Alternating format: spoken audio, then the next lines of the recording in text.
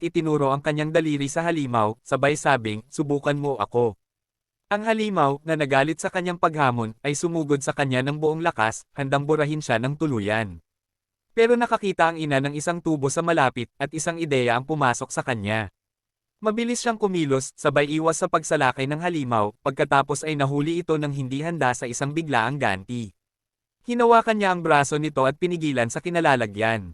Sa kanyang mga huling sandali, naisip niya si Jin at Bamulong, mag-ingat ka sa iyong sarili. Pagkatapos ay nasawi siya sa mga apoy.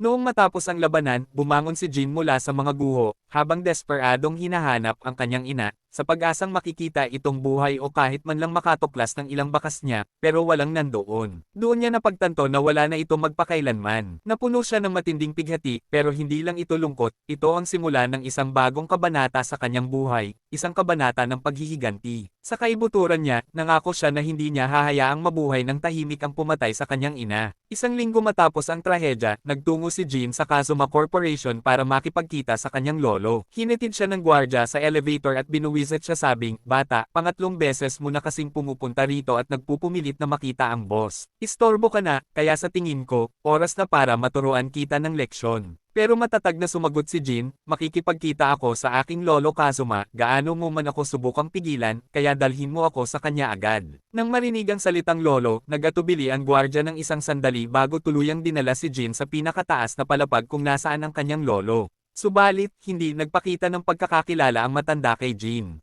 Sa halip ng asar ito at sinabi, anong nagdala sa iyo rito, ikaw na walang kwentang bata. Sumagot si Jin, isang halimaw ang sumalakay sa amin ng aking ina sa gubat. Pinatay niya siya sa harap mismo ng aking mga mata, at wala akong nagawa para iligtas siya. Pero bago siya mamatay, ang huling hiling niya ay mahanap kita at humingi ng iyong pagsasanay, kaya pumunta ako rito para tuparin ang kanyang huling kahilingan. Matapos marinig ang kwento, humanga ang lolo sa determinasyon ni Jin. Sinabi niya, sige, sasanayin kita hanggang sa maging sapat ang lakas mo para harapin ang halimaw na iyon at ihihiganti ang iyong ina. Pero ang lakas mo ay kaawa-awa, kailangan mong magsimulang matutong lumaban agad. Nag-atubili si Jin. Hindi pa ako handa, at sinabi sa akin ng aking ina na huwag kailanman magsisimula ng laban sa kahit kanino. Bigla siyang pinalo ng matanda ng walang babala at sinabi, bueno, nagsimula na ang laban ngayon, ipakita mo sa akin ang kaya mo. Sa pagkaunawang wala siyang pagpipilian, tinanggap ni Jin ang hamon at agad na nagsimulang lumaban. Ipinagpatuloy ng lolo ang malupit na pagsasanay kay Jin hanggang sa mapagod ito ng husto at hindi na makagalaw. Pagkatapos ay nagsalita ng mahigpit ang lolo, kailangan mong patunayan sa akin na karapat-dapat kang magdala ng pangalang Kazuma, at kaya mong patayin ang halimaw na iyon. Sa huli, napuno ng pananibik si Jin at sumang-ayon na magpatuloy. Kinabukasan, opisyal na sinimula ng lolo ang kanyang pagsasanay, na dinala siya sa arena ng pagsasanay kung saan kakaharapin ang kanyang mga pagsubok. Sinabi niya, kahit ako, noong kasing edad mo ako, ay sinanay rito ng sarili kong lolo. Bago ko simulan ang aking pagsasanay, mayroon siyang bihasang manggagawa na nagdisenyo ng dalawang holijing iyon doon. Kailangan kong basagin ang isa sa mga ito para matapos ang aking pagsasanay, at syempre ay nagtagumpay ako. Ngayon ay turn mo na, Jin, sabay turo sa mga haligi. Ipinagpatuloy niya, ngayon ay ituturo ko sa iyo ang lahat ng kailangan mong malaman, para isang araw ay maharap mo ang halimaw at matalo ito. Nakaramdam si Jin ng matinding pananibik at agad na nagsimulang magsanay, pero hindi nagpakita ng awa ang kanyang lolo. Nagpatuloy ang matinding pagsasanay, kung saan nagtiis si Jin ng walang bilang na mga palo mula sa kanyang lolo. Noong matapos nila ang mga ehersisyo sa arena, dinala siya ng lolo sa isang kagamitan sa pagsasanay at binasag ito sa isang solong palo, pagkatapos ay inutusan si Jin na subukang basagin din ito. Pero gaano man niya kahirap subukan, hindi niya ito magawa. Nagpatuloy ang kanilang pagsasanay araw at gabi, tumatanggap si Jin ng sunod-sunod na palo mula sa kanyang lolo, habang lumalakas sa bawat araw na lumilipas. Isang araw, naglagay ang lolo ng isang bato sa harap ni Jin at inutusan itong basagin ito. Si Jin na puno ng determinasyon, ay naghanda at nagtapon ng isang malakas na suntok sa bato, pero hindi man lang ito nagkabitak. Pagkatapos ay naglagay ang lolo ng isang bunten ng mga bato sa harap niya, at sa isang solong palo ng kanyang kamao, binasag ang lahat ng ito sa isang saglit. Simula pa lang ito bata, gusto kong makita ang buong potensyal mo. Nagpatuloy ang pagsasanay ng ilang linggo hanggang sa isang araw ay inanyayahan ng lolo si Jin sa hapunan. Dapat silang makipagkita sa isang mahalagang panauhin na may impormasyon tungkol sa halimaw, kasama ang isang pendant na sinasabing nagpapakita ng lokasyon nito. Sobrang nasabik si Jin. Subalit, nung dumating ang lalaki, itinaas nito ang napagkasunduang presyo para sa pendant. Inutusan ng lolo si Jean, kunin mo ito sa kanya sa pamamagitan ng puwersa. Nag-atubili si Jean noong una, pero sa huli ay sumunod sa utos. Subalit hindi madaling sumuko ang lalaki.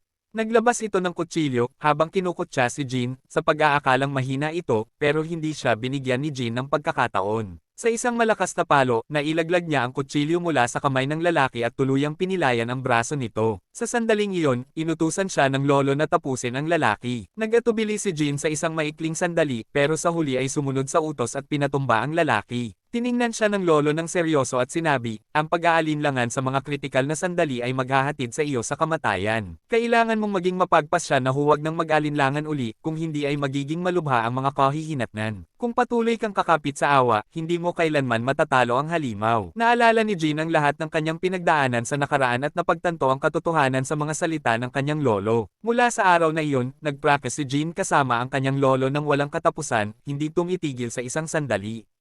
Lumaki ang kanyang lakas, nagbago ang kanyang katawan, at naging mas malakas at matatag siya. Sa wakas, matapos ang 4 na taon, hinamon ni Jean ang kanyang lolo sa isang huling labanan, na nagsilbing kanyang pinakahuling pagsubok bago matapos ang kanyang pagsasanay. Tinanggap ito ng lolo ng walang pag-aalinlangan, at parehong nagpakawala ang mga manlalaban ng kanilang buong lakas. Noong una, ganap na pinamahalaan ng lolo ang laban, pero biglang may ningning ng liwanag na sumikat sa mga mata ni Jean, at nagising ang kanyang maalamat na lakas. Tuluyan siyang nawala ng kontrol at nagpakawala ng kanyang pinakahuling teknik. Sa isang sandali, tinalo ni Jean ang kanyang lolo, na opisyal na tumapos sa kanyang pagsasanay. Sa wakas, kinilala ng lolo ang lakas ni Jean at nagpas siyang i-host ang Iron Fist Tournament, isang kompetisyon na hihila sa mga pinakamalakas na manlalaban mula sa buong mundo dahil sa kamanghamanghang premyo nito. Siyempre ang halimaw ay mapapabilang sa mga mahihila sa torneo dahil ang enerhiya sa labanan ay natural na umaakit dito. Ang buong kaganapan ay naging nakasentro kay Jean, na naging kanang kamay na ngayon ng kanyang lolo. Matapos ang kanyang pagsasanay, lumabas si Jean sa arena at nakakita ng isang bato sa harap niya. Itinanghal niya ang kanyang kamao at sinuntok ito ng buong lakas, kaya tuluyan itong nawasak. Tapos na ang kanyang pagsasanay, oras na para sa kadakilaan. Sa pagtatapos ng kanyang pagsasanay at sa pagsisimula ng Iron Fist Tournament, sumakay si Jean sa isang eroplano patungo sa lokasyon ng torneo. Habang nasa biyahe, nagpasya si Yanong hanapin ang kanyang ama sa internet, pero ang nahanap niya ay nakakagulat. Natuklasan niya na ang kanyang ama at lolo ay naglaban sa nakaraang Iron Fist Tournament, at ang labanang iyon ay nagtapos sa pagkamatay ng kanyang ama sa mga kamay ng kanyang lolo. Nahirapan si Jean na tanggapin ang katotohanan, habang nakakaramdam ng matinding pagkabalisa. Pagkarating sa kanyang patutunguhan, sinalubong siya ng staff na gagabay sa kanya sa lugar ng torneo, kasama ang iba pang mga kalahok. Nakasama niya rin ang kanyang lumang kaibigan, at nagsimula silang magkwentuhan ng malakas. Pagkatapos noon, sumakay ang lahat sa sasakyan na magdadala sa kanila sa lugar ng torneo. Habang nasa biyahe, hawak ni Jean ang kanyang telepono, habang pinapanood ang video ng maalamat na labanan sa pagitan ng kanyang lolo at ama. Naging excited ang tropa niya nang makita ang laban at sinabing napaka-epic ng labanang iyon, pero walang awa si Heihachi at pinatay ang lalaki ng ganoon kabilas at Karahas. Siyempre pareho nilang walang kaalam-alam na ang mga manlalaban sa video ay ang tatay at lolo mismo ni Jean. Pagkatapos ay sinimulan siyang kwentuhan ng kanyang tropa tungkol sa lakas ng mga kalahok sa torneo, kasama na si Paul Phoenix, ang lalaking may gintong buhok na nakaupo sa harap na upuan, na kilala sa kanyang maalamat na talento sa labanan at napakalupit na lakas. Sa wakas, nakarating sila sa mismong lugar ng torneo, isang malawak at abandonadong arena. Agad na lumapit si Jean sa staff at nagtanong kung nasaan ang kanyang lolo. Itinuro naman nito ang tuktok ng ring kung nasaan nakatayo ang matanda. Diretsyong naglakad si Jean papunta sa kanya at nagtanong kung talagang lalabas ba ang halimaw, at kung ano ang ginawa nito para maakit ito rito. Sumagot ang kanyang lolo na ang halimaw ay umaakit sa malakas na enerhiya ng labanan sa lugar na ito. Sa sandaling magsimula ang mga laban, lalabas ito sa loob lang ng ilang saglit. Ang trabaho mo ngayon ay manalo sa bawat laban para handa kang harapin ito. Sumang-ayon agad si Jean, pero nanag ang kanyang kuryosidad, kaya nagtanong siya tungkol sa labanan ng kanyang lolo at tatay noong unang panahon. Pero tumanggi ang kanyang lolo na sumagot, sabay sabing nag-aalala ka sa mga bagay na hindi mo kailangang malaman ngayon. Pagkatapos ay naglakad ito palayo, na iniwan si Jean. Habang paalis si Jean, isang misteryosong lalaki ang biglang lumitaw sa harap niya, na humaharang sa kanyang daan, at sinabing ganap na sinira ni Heihachi ang buhay ko, at kailangan kong wasakin ang lahat ng may koneksyon sa kanya, kasama ka na. Hindi sumagot si Jean at sinubukang maglakad palayo, pero bigla siyang sinuntok ng lalaki ng napakalakas kaya napaatras siya. Sa sandaling iyon, naalala ni Jean ang mga salita ng kanyang ina, nagawang kontrolin ang kanyang galit, at pagkatapos ay sinabing aayusin natin ito sa ring. Pagkatapos ay naglakad siya palayo, habang maingat na binabantayan ang lalaki, dahil baka bigla siyang salsalan o tirahin ng palihim. Subalit, hindi kumilos ang lalaki. Habang nangyayari ito, pinapanood ni Heihachi ang lahat mula sa malayo. Pagkatapos ay inutusan niya ang babae sa kanyang tabi na iayos ang laban sa pagitan ni Jean at ng lalaking iyon para sa susunod na araw. Tumango naman ito bilang pagsang-ayon. Nang maglaon, habang paalis si Jean sa lugar, nakakita siya ng isang babae sa mga manlalaban ng torneo. Lumapit siya rito at nagtanong kung nakita ba nito ang unang laban sa pagitan ni Heihachi at ng kanyang anak, pero malamig itong sumagot na ito ay isang bagay na hindi ko pwedeng pakialaman. Kung patuloy kang magpapasok sa mga usapin ng pamilyang Kazuma, kapahamakan lang ang dadalhin mo sa sarili mo. Pagkatapos ay naglakad ito palayo. Subalit, si Paul Phoenix, na nakarinig sa usapan ni Jean, ay lumapit sa kanya at hiniling na sumama sa kanya para makapag-usap sila. Nagulat si Jean sa mga salita nito, pero sumang-ayon siya at tinanong kung ano ang alam nito. Sinimula naman ipaliwanag ni Paul ang nangyari. Ang anak ni Heihachi, na tatay ni Jean, ang nanalo sa unang round at itinapon si Heihachi sa bangin, pero hindi namatay si Heihachi. Bumangon ito uli, dinurog ang kanyang anak, at nanalo sa laban. Kabado namang nagtagal sa pagtatanong si Jean kung pinatay ba niya talaga ito ng tuluyan, o hindi mo ba alam ng sigurado. Sumagot si Phoenix na hindi ko siya nakitang pinatay ng direkta, pero iyon ang sinasabi ng lahat. Pagkatapos ay nagdagdag siya ng babala na anuman ang mangyari, huwag kang masyadong magpadala sa usaping ito, mag-focus ka sa iyong pagsesenay, dahil bukas na ang laban mo. Tumango si Jean bilang pagsang-ayon, at nagkamay sila bago naghiwalay ng landas. Nang walang pag-aalinlangan, diretsyong nagtungo si Jean sa assistant ng kanyang lolo at nagpilit na pumasok pero tumanggi ang assistant. Subalit, nagpumilit si Jean at puwersahang pumasok sa loob. Naglakad siya patungo sa kanyang lolo at tinanong ito ng direkta kung pinatay mo ba ang tatay ko o hindi. Sumagot ang lolo na oo, isang malakas na manlalaban ang tatay mo, pero nahulog siya sa kontrol ng mga demonyo, kaya wala akong pagpipilian kundi patayin siya. Hindi maunawaan ni Jean ang sinasabi ng kanyang lolo at nagpilit na ipaliwanag mo kung ano ang ibig mong sabihin. Sinimula ng lolo na linawin ang lahat na ipinapaliwanag na ang kanyang tatay ay nagtataglay ng Devil Jin, na ganap na sumakop sa kanya. Sinabi niya kay Jean na ang Jin na ito ang umaakit sa halimaw patungo sa host nito habang lumalaban, pagkatapos ay idinagdag niya na iyan ang dahilan kung bakit dumating ang halimaw at pinatay ang iyong ina. Nahirapan si Jean na umunawa at nagtanong kung paano lumabas ang halimaw sa harap ko kung wala akong Jin na ito. Sumagot ang kanyang lolo na meron ka nito. Ang patunay ay nakikipaglaban ka sa isang tao noong araw na iyon, na siyang humila sa halimaw sa lokasyon mo. Iyon ang nagbunga sa pagkamatay ng iyong ina. Sa sandaling iyon, nagsimulang bumalik ang mga alaala ni Jean.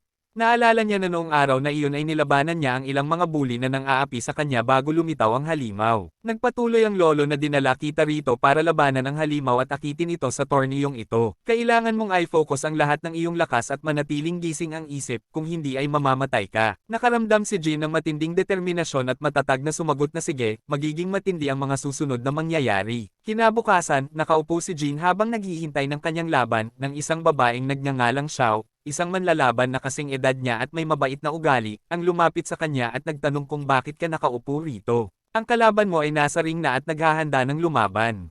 Nagulat si Jean sa mga salita nito at agad na nagtanong kung sino ang kalaban ko. Sumagot ito na si Smith. Nanlaki ang mga mata ni Jean sa gulat. Si Smith ang mismong tao na sumubok na sumalakay sa kanya noong nakaraang araw. Nang walang inaaksayang oras, nagmamadaling bumaba si Jean sa ring kung nasaan naghihintay na si Smith sa kanya. Napakainit ng kapaligiran, at ang mga manunood ay sabik na nanunood sa labanan, kasama na si Heihachi. Inihayag ng referee ang pagsisimula ng laban. Nagsimula ang labanan sa mabilis na galaw, kung saan pinamahalaan ni Smith ang laban noong una. Nahirapan si Jean na sumabay habang sinasamantala ni Smith ang kanyang kawalan ng karanasan at sinubukang tapusin ang laban ng mabilis, para lang galitin si Heihachi. Pero biglang naalala ni Jean ang nangyari sa kanyang ina, at sumabog ang galit sa loob niya. Inipon niya ang lahat ng kanyang lakas, tiningnan si Smith, at sinabing subukan mo ako. Pagkatapos ay nagpakawala siya ng isang galit na sunod-sunod na atake, sabay bigay ng isang malakas na sipa na nagpadala kay Smith na lumipad sa ere. Pero tumanggi si Smith na sumuko. Bumalik ito sa kanyang mga paa at sumugod ulit kay Jean. Subalit pinaganya ni Jean ang kanyang maalamat na teknik sa pagharang. Sa isang saglit, nagpakawala si Jean ng sunod-sunod na mapangwasak na suntok, na tuluyang nagpatambo kay Smith sa lupa. Bago tayo tumuloy, huwag kalimutan mag-like at mag-subscribe para sa mga susunod pang recap. Ngayon balik tayo sa kwento. Ika pa niya, huwag mo nang subukan bumangon muli dahil natalo ka na, yan ang tingin ni Jin sa kanya. Pero nagkamalay si Smith, naalala ang lahat ng nangyari sa kanya, at tumayo uli, sabay subok na labanan si Jin ng isa pang beses, para lang matalo sa pangalawang pagkakataon. At muli ay tumanggi siyang sumuko at bumangon sa pangatlong pagkakataon, na determinadong ituloy ang laban. Sa sandaling iyon, hindi na alam ni Jin kung ano ang gagawin sa kanya, kaya nagbigay siya ng isang mapang wasak na sipa sa binti ni Smith, na bumasag dito at nagpadala sa kanya na bumagsak sa lupa, na hindi na makagalaw. Itutuloy na sana ni Jin ang kanyang pagsalakay, pero sumingit ang referee at pinatigil ang laban, sabay hayag ng resulta. Nanalo si Jin sa kanyang unang laban at umabante sa pangalawang round. Matapos ang laban, nagmamadaling pumasok ang kanyang mga tropa sa ring para batiin siya, pero tinalikuran sila ni Jin at naglakad palayo. Pumunta siya sa isang tagong lugar na nauupong mag-isa habang nakakaramdam ng guilt sa pagsugat kay Smith. Hindi nagtagal, sumunod ang kanyang tropa para aludin siya at sinabi sa kanya kung anong problema. Bakit mukha kang galit? Ikaw ba ang natalo sa laban, o siya? Sumagot si Jin sa mahinang boses na hindi ko gustong baliin ang binti niya, pero tumanggi siyang sumuko at patuloy akong sinalakay, kaya wala akong pagpipilian kundi patigilan siya. Ngumiti ang kanyang tropa na ang mga teknik ng Mishima na natututunan mo ay napakadelikado, kailangan mong kontrolin ang galit mo, kung hindi ay baka masaktan mo ang lahat sa paligid mo balang araw. Pero huwag kang mag-alala, tama ang ginawa mo. Ngayon ay halika na, panoorin natin ang laban ni Xiao, turn na niya. At talaga nga, matapos ang ilang laban, oras na para harapin ni Xiao si Nina. Sobrang tuwa ni Xiao at puno ng lakas.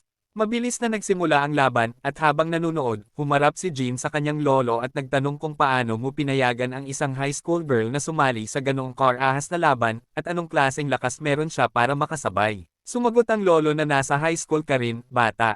Pero hindi kagaya mo, ginagamit ni Xiao ang kanyang mga kasanayan at ang kanyang kakayahan na basahin ang laban para manalo. Manood ka lang at maiintindihan mo rin. At tama nga, mahusay na iniwasan ni Xiao ang mga atake ni Nina, habang mabilis na lumilipat sa iba-ibang lugar, habang si Nina naman ay nabigong makatama ng kahit isang suntok sa kanya. Pero biglang nagpakawala si Nina ng kanyang pinakamalakas na teknik, sabay hawak ng mahigpit kay Xiao, na halos sakalin siya. Maingat namang nanunood ang mga tao, na nag-aalala para kay Xiao. Pero hindi sumuko si Xiao, gamit ang natitira niyang lakas, mabilis siyang umikot at bumanat kay Nina ng isang napakabilis na suntok. Pagkatapos ay tumalon siya sa ere, lumapag sa mga balikat ni Nina, at isinalpak siya sa lupa gamit ang isang kamanghamanghang finishing move. At sa ganoong paraan, nanalo si Xiao sa kanyang laban. Nanunood si Jin sa matinding paghanga na talagang humanga sa kanyang estilo ng paglaban. Napakainit ng kapaligiran, ang laban ay talagang kamanghamanghang panoorin. Sa pagtatapos ng araw, nagpa siya si Jin na pumunta sa kwarto ni Smith para kausapin siya, pero wala ito roon. Matagal niya itong hinanap hanggang sa wakas ay nahanap niya rin. Lumapit si Jin para kumustahin siya. Tiningnan siya ni Smith sa gulat at sinabing kakaiba, ang lalaking bumasag sa binti ko ay pumupunta ngayon para kumustahin ako, may nasira ba sa utak mo? Sumagot si Jin na kailangan mong baguhin ang estilo mo sa paglaban at maghanap ng bagong paraan para lumaban, iyon lang ang mayroon doon. Tumawa ng mapang asar si Smith at sinabing, syempre ganyan-ganyan talaga ang sasabihin ng isang katulad mo. Aso ka lang naman na sumusunod sa mga utos ng matandang Heihachi na yan na nagpasok sa iyo sa torneo at gumastos ng malaki para sa iyo, kaya hindi na ako magtataka kung bakit ganyan ka magsalita. Sinubukan ni Jin na magpaliwanag na mali si Smith, pero tumanggi itong maniwala sa kanya. Sa sandaling iyon, lumitaw si Heihachi at sinabi kay Jin na bumalik ka sa pagsasanay, may mahalaga kang laban bukas. Pagkatapos ay humarap siya kay Smith at sinabing mapang asar na kapag natalo ang isang aso, hindi ko na dapat naririnig ang tahol nito, kung hindi ay alam mo na kung ano ang mangyayari sa iyo. Natigilan si Smith sa mga salita nito pero nanatiling tahimik. Si Jin naman ay umalis nang walang sinasabi. Pagkatapos ay nagsimula na siyang maghanda para sa kanyang susunod na laban, na magiging kalaban ng kanyang tropang si Joe. Tumayo ang dalawang manlalaban sa ring, at inihayag ng referee ang pagsisimula ng labanan. Noong una, sinubukan ni Jin na alalahanin ang mga salita ng kanyang ina habang lumalaban at ginawa ang kanyang makakaya para kontrolin ang kanyang galit, pero hindi nagtagal ay naalala niya ang sinabi sa kanya ng kanyang lolo. Ang bawat kalaban na matatalo mo ay naglalapit sa iyo ng isang hakbang para talunin ang halimaw. Sa sandaling iyon, nag-alab ang kanyang espiritu sa paglaban, at naging matindi ang labanan sa pagitan nila. Kahit si Heihachi mismo ay natutuwa sa kanyang nakikita. Napansin niya na nagsisimulang magpakawala si Jin ng isang kakaibang enerhiya, kung saan isang pulang aura ang nagsisimulang umangat mula sa kanyang katawan, na nagbibigay sa kanya ng isang kamangha-manghang lakas. At tama nga, nagawang talunin ni Jin si Joe. Nakahiga si Joe sa lupa na hindi makatayo. Nanood si Heihachi na inaasahan na tatapusin siya ni Jin, pero hindi niya ginawa. Sa halip, inialay ni Jin ang kanyang kamay kay Joe at tinulungang tumayo, pagkatapos ay sinabing natalo ka, kaibigan ko, halika na. Sa sandaling iyon, nag-alab ang galit sa puso ni Heihachi, dahil inaasahan niya na tatapusin ng tuluyan ni Jin ang kanyang kalaban sa pamamagitan ng huling suntok. Matapos ang laban, lumabas si Jin at ang kanyang mga tropa sa ring para magpahinga, at natapos ang araw. Pagkatapos, ang pinakahihintay na laban sa pagitan ni Xiao at ng Masked Tiger, na kilala rin bilang si King, ay dumating na sa wakas. Sa simula ng laban, ganap na pinamahalaan ni King si Xiao, na nagpapakawala ng walang awang sunod-sunod na atake, na nagdulot ng pag-aalala at takot sa lahat para sa kanya. Pero biglang nabawi ni Xiao ang kanyang focus at nagsimulang gumanti, na nagpapakawala ng ilang malalakas na suntok na sa tingin niya ay magbibigay sa kanya ng panalo. Subalit, mabilis na bumangon si King sa kanyang mga paa, nagpakawala ng isang malakas na ganti, pagkatapos ay hinawakan si Xiao, inikot siya, at nagbigay ng isang mapangwasak na finishing move sa kanyang ulo. Tinalo ni King si Xiao at umabante sa semifinals. Ang susunod niyang laban ay laban kay Phoenix, pero walang pakialam si Jin sa kahit anong maliban sa kaligtasan ng kanyang kaibigan. Agad niyang dinala si Xiao sa ospital at nanatili sa kanyang tabi hanggang sa magkamalay ito. Nang magising si Xiao, akala niya ay sasalubungin siya ni Jin at sesermonan tungkol sa pagiging babae, na sinasabing ang paglaban ay hindi para sa kanya. Pero sa kanyang gulat, ngumiti ito at sinabing magaling ang ginawa mo, napakalakas mong manlalaban, at humahanga ako sa mga kasanayan mo. Tiningnan niya ito sa gulat at nagtanong kung hindi mo ba ako aasarin dahil lang sa babae ako. Sumagot si Jin na sa kabaligtaran, ang pinakamalakas na tao na nagturo sa akin kung paano lumaban ay ang aking ina, at wala pa akong nakikitang mas malakas sa kanya. Sa sandaling iyon, napagtanto ni Xiao na may dalang matinding pighati si Jin sa pagkawala ng kanyang ina. Sinubukan niya itong aliwin. Samantala, sa labas ng kwarto, tahimik na nakatayo si King sa pinto na parang pumunta para kumustahin si Xiao, pero aksidente niyang napindot ang button ng pinto, na naging dahilan para bumukas ito, bagaman parehong hindi napansin ni Jin at Xiao ang kanyang pagdating. Kinabukasan, oras na para sa laban sa pagitan ni King at Phoenix, isa sa mga nangungunang manlalaban sa torneo at paboritong manalo. Nagsimula ang laban, at parehong nasa peak ng kanilang tindi ang dalawang manlalaban. Napakalakas ni Phoenix, na nagpapakawala ng walang humpay na sunod-sunod na suntok kay King, na hindi siya binibigyan ng isang sandali para huminga. Pero hindi ordinaryong kalaban si King. Nagawa niyang huliin si Phoenix gamit ang isang kamay, pagkatapos ay itinaas siya ng mataas sa ere bago nagbigay ng isang mabilis na finishing move. Nabigla ang lahat sa napakalupit na lakas ni King. Pagkatapos ay ibinunyag ni Xiao ang isang nakakagulat na katotohanan kay Jin na hindi iyan ang totoong King. Pinatay ng halimaw ang totoong King isang buwan na ang nakakaraan.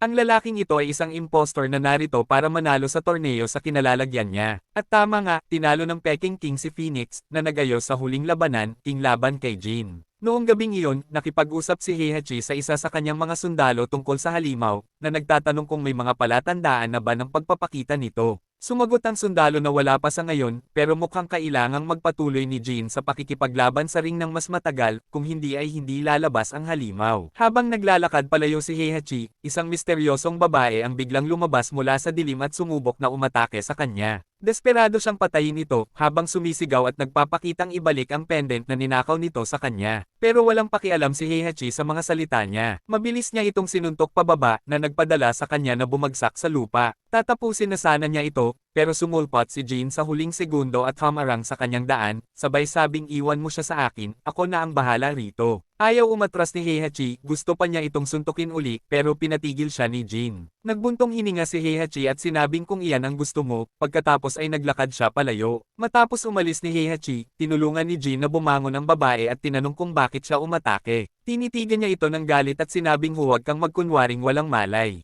Narinig kitang tinawag siyang lolo kanina, ibig sabihin ay galing ka sa pamilya Kazuma, ang masamang angkan na nagnakaw sa pendant ng ina ko at hindi kailanman ibinalik. Sumagot si Jin na wala kaming ninakaw, nakuha namin ito sa isang tao matapos bayaran. Pero nagpumilit ang babae na ninakaw ng taong iyon ang pendant mula sa kanyang ina. Nagkaroon ng maikling katahimikan, pagkatapos ay sinabi ni Jin na kailangan ko ang pendant na iyan para sa halimaw, siya ang pumatay sa ina ko, at kailangan ko siyang ipaghiganti. Ipinangangako ko sa iyo, kapag natapos na ang laban, ibabalik ko ito sa iyo. Tinitigan siya ng babae at sinabing hindi mo alam ang katotohanan. Alam mo ba na ang lolo mo ang nagpakawala sa halimaw noong unang panahon? Hindi siya kasing buti ng iniisip mo. Kung naghahanap ka ng paghihiganti, kailangan mong alamin kung sino talaga ang may kasalanan sa pagkamatay ng ina mo. Natigilan si Jean sa gulat sa mga salita niya na napagtantong may kinalaman ang kanyang lolo sa lahat ng nangyari. Pero sa huli, sinabi niya rito na pagkatapos ng laban, ibabalik ko ang pendant sa iyo, pero ngayon ay walang mas mahalaga pa sa paghihiganti ko.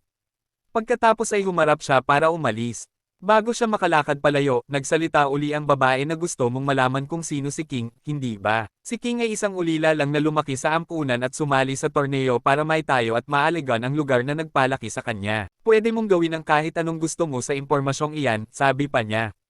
Agad pagkatapos noon, nagsimula ang laban sa pagitan ni Jean at ng Masked Tiger. Nagpakawala ng isang mabangis na pagsalakay ang tigre na hindi binibigyan si Jean ng kahit isang pagkakataon na gumanti. Sinuntok niya ito ng paulit-ulit habang si Jean naman ay nanatiling walang kibo dahil tulala sa iniisip tungkol sa sinabi sa kanya ng babae kagabi. Samantala, patuloy ang sulyap ni Heihachi sa pendant ng may kaba habang naghihintay na lumitaw ang halimaw dahil nasa sukdulan na ang kanyang tensyon. Sa sandaling iyon, ganap na pinamahalaan ng tigre ang laban. Natrap niya si Jean, handa nang tapusin siya, at mukhang hindi na maiiwasan ang resulta. Pero biglang nabawi ni Jean ang kanyang buong lakas nang maalala ang kanyang tungkulin na ipaghiganti ang kanyang ina. Nag-alab ang kanyang determinasyon na nagpagana sa lahat ng kanyang kakayahan. Sumugod siya sa tigre na hindi ito binibigyan ng pagkakataon na gumanti habang umiilaw ang kanyang mga mata sa pula at ang kanyang lakas ay lumaki ng husto. Nagpakawala siya ng walang humpay na mga atake na dumurog sa kanyang kalaban hanggang sa tuluyan niya itong matalo. Pagkatapos noon, naglakad si Jean patungo sa nakahandusay na tigre at sinabing ang buong premyo ng torneo ay sa iyo na, hindi ako kukuha ng kahit isang barya, gawin mo ang gusto mo rito. Napakabuting kilos, higit pa sa sapat ang kanyang ginawa. Pero habang papaalis na si Jean sa ring, nagulat siya nang makitang nakatayo ang kanyang lolo sa harap niya. Sa isang matatag na boses, nagpahayag ang kanyang lolo na manatili ka sa kinalalagyan mo, hindi mo makukuha ang titulo ng torneo hanggang sa matalo mo ang huli mong kalaban. Oo, ako ang kalaban na iyon, at hindi ka aalis dito hanggang sa manalo kalaban sa akin. Sumagot si Jean na sige, pero may isa akong tanong, ikaw ba ang nagpakawala sa halimaw sa mundong ito? Sumagot ang kanyang lolo ng may kumpiyansa na oo, ako nga. Ngayon ay ipakita mo sa akin ang kaya mo. Namula sa galit ang mukha ni Jean habang sumusugod pasulong, sabay pasok sa labanan. Noong una, pinamahalaan ni Heihachi ang laban, gamit ang kanyang mas mataas na lakas ng katawan para pigilan si Jean na makahanap ng mga butas. Pero kalaunan ay nakasabay si Jean, sabay iwas sa mga atake at Jin-Aiseng sa kanyang nakatagong lakas. Biglang bumagsak si Heihachi sa lupa dahil sa tindi ng mga suntok, pero mabilis itong bumangon uli at nagbigay ng isang malakas na suntok kay Jin, na nagpadala sa kanya na hamampas sa dingding. Pagkatapos ay sinabi nito na kung hindi lalabas ang halimaw, papatayin kita bago pa man ito dumating. Sa sandaling iyon, naalala ni Jean ang lahat, ang kanyang nakaraan, ang mga salita ng kanyang ina, at sumabog ang kanyang galit. Napagtanto niya na ang kanyang lolo ang totoong dahilan sa likod ng pagkamatay ng kanyang ina,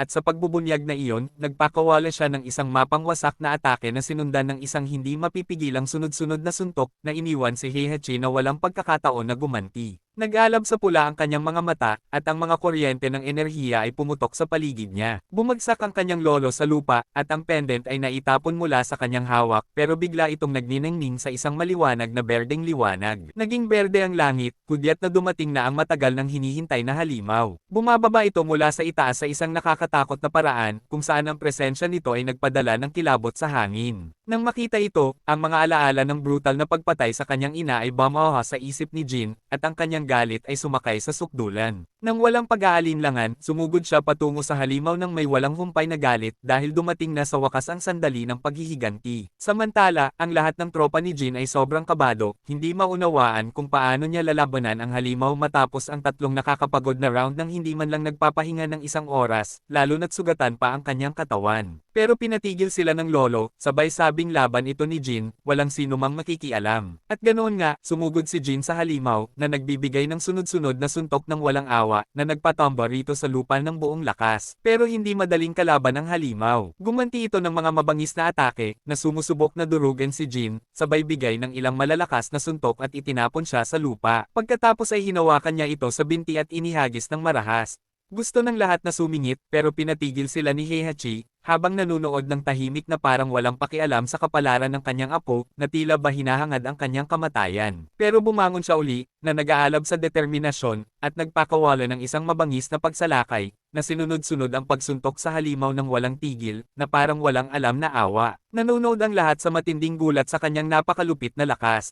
Sa wakas, hindi na kinaya ng halimaw at tuluyan na itong bumagsak sa lupa. Oo, nanalo si Jin. Pero biglang umilo ang langit sa berde ng isa pang beses, at isang malaking enerhiya ang tumama sa halimaw, na ganap na nag-burst sa arena, na nagpadala sa lahat na bumagsak sa ibaba. Nakahandusay sila sa lupa na hindi makagalaw, habang nakatitig sa itaas ng may pagkabigla. Umangat ang halimaw sa isa pang antas, kung saan ang lakas nito ay sumipas sa nakatutuwang level, na naging literal na hindi na mapipigilan. Nanunood si Heihachi ng may ngiti, na parang hinihintay ang sandaling ito, habang ang halimaw naman ay tumitig ng diretso kay Jin at agad na sumugod sa kanya. Lumaban si Jin gamit ang lahat ng mayroon siya, pero pang-apat na laban na niya ito, hindi na kayang tiisin ng kanyang katawan. Bumagsak siya sa lupa, pagod na pagod. Nakita ng kanyang mga tropa na bumagsak siya kaya nagmamadali silang ipagtanggol siya, sabay atake sa halimaw sa subok na patigilan ito, pero sadyang hindi sila sapat ang lakas para tapatan ito. Sa likod, nakahiga si Jin sa lupa habang pinapanood silang lumaban para sa kanya, na nagpapakita ng lahat ng mayroon sila sa kabila ng kanilang kahinaan. Nakita niya si Xiao na sinasakal, na halos kumakapit na lang sa buhay, at biglang ang alaala ng pagkamatay ng kanyang ina ay pumasok sa kanyang isip. Ang lahat ng nangyari sa kanya ay bumalik sa isang solong sandali, at napagtanto niya na malapit na naman siyang matalo dahil sa sarili niyang kahinaan. Gamit ang bawat natitirang lakas, pinwersa niya ang kanyang katawan na bumangon, habang ang kanyang mga mata ay kumukit-kit sa pulang kuryente, at sa sandaling iyon ang natutulog na demonic gene sa loob niya ay nagising na sa wakas. Tumakbo siya patungo sa halimaw na parang kidlat, sabay bigay ng isang mapang wasak na sipa na nagpadala rito na lumipad. Pagkatapos, sa isang korap ng mata, lumitaw siya sa likod nito at nagbigay ng dalawang napakabilis na suntok. Sa galit lumipad sa itaas ang halimaw, pagkatapos ay bumagsak pababa, na nagbigay ng isang matinding suntok sa tiyan ni Jin, na nagpadala sa kanya na tumalsik palayo. Nabigla ang lahat, habang maingat na naghihintay sa kung ano ang susunod na mangyayari. At pagkatapos ay biglang sumugod si Jin sa halimaw ng buong lakas, na hindi nagpapakita ng awa, suntok pagkatapos ng suntok, hanggang sa nawala ng kakayahan ang halimaw na makakita dahil sa tindi ng mga atake. Hindi umurong si Jin kahit isang segundo. Hinawakan niya ang halimaw sa baba nito at ibinigay ang huli at mapagpasyang suntok. Sa wakas, bumagsak ang halimaw, nawala ang madilim nitong aura, at bumalik sa normal ang langit.